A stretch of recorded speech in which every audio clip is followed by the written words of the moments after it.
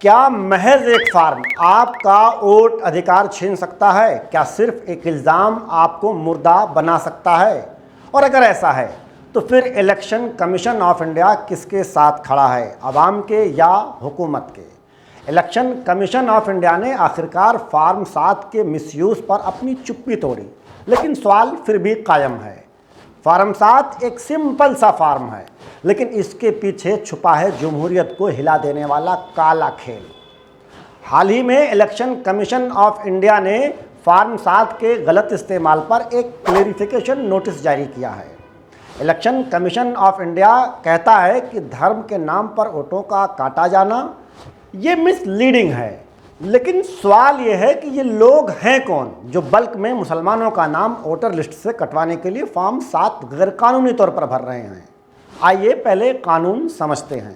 कानून के मुताबिक वोटरों का नाम वोटर लिस्ट से सिर्फ 3 सूरतों में ही काटा जा सकता है। पहली सूरत, अगर किसी वोटर की मौत हो जाए तब आरपी एक्ट सेक्शन 22 के तहत नाम हटाया जा सकता है। दूसरी सूरत, अगर वोटर एक जगह से दूसरी जगह शिफ्ट हो जाए, लेकिन शर्त यह है कि वो नई जगह पर बतौर वोटर इनरोल हो चुका हो। तीसरी और आखिरी सूरत, अगर किसी वोटर का नाम 2 जगह या एक ही बूथ पर डबल दर्ज हो। बस इसके अलावा कोई चौथी कानूनी वजह मौजूद नहीं है जिसके ज़रिया आपका नाम या किसी भी वोटर का नाम लिस्ट से डिलीट किया जा सके। लेकिन अब ज़रा ज़मीनी हकीकत पर बात कर लेते हैं। ज़मीनी हकीकत यह है कि माजी में ऐसे हज़ारों वोटरों के नाम काटे गए जिनमें ना मौत की तस्दीक हुई और ना शिफ्ट होने का कोई सबूत मिला, ना ही कोई डबल एंट्री की खबर। यहाँ सवाल यह है कि ये कैसे मुमकिन है और इसकी जिम्मेदारी किस पर आयद होती है, और इससे भी बड़ी बात, क्या वाकई ये सब मिसलीडिंग है? आखिर में बात कर लेते हैं कि इसके बावजूद अगर आपका नाम वोटर लिस्ट से काट दिया गया है तो आपके पास बाकी बचे ऑप्शंस क्या हैं? तो पहला ऑप्शन है सेक्शन 24A के तहत आप ज़िला मजिस्ट्रेट के सामने अपील कर सकते हैं। दूसरा ऑप्शन है सेक्शन 24B के तहत चीफ इलेक्टोरल ऑफिसर के पास आप अपील कर सकते हैं। तीसरा और आखिरी रास्ता रजिस्ट्रेशन ऑफ इलेक्टोरल रोल 1960 के रूल नंबर 27 के तहत आप अपील कर सकते हैं।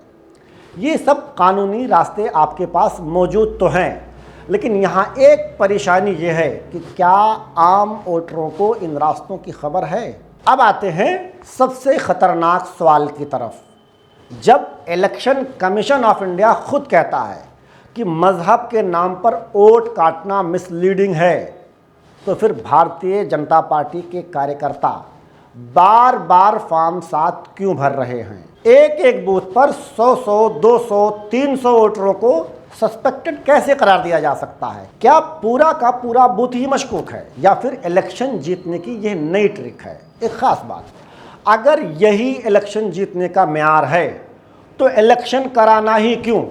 इलेक्शन के नाम पर इतनी बड़ी एक्सरसाइज क्यों? और सबसे बड़ा सवाल, फॉर्म 7 भरने वालों के खिलाफ अभी तक कोई कार्रवाई क्यों नहीं हुई? क्या इलेक्शन कमीशन ऑफ इंडिया और ये फर्जी फॉर्म भरने वालों के बीच में कोई साठगांठ तो नहीं है?